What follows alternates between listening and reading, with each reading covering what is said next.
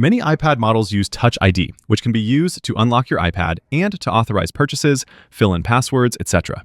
Depending on your iPad model, the Touch ID sensor can either be in the Home button, like this one has it, but on some models, it can be in the top Power button. On an iPad like mine, you'll simply rest your finger on the button.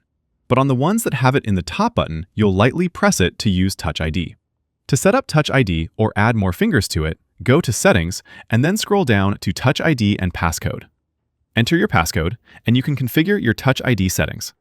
You can choose what functions Touch ID is used for, and you can view all your existing fingerprints and add new ones.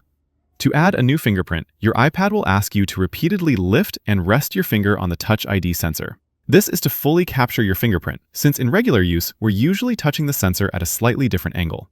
Once the first pass is complete, you'll do the same thing, but this time focusing on the edge of your finger.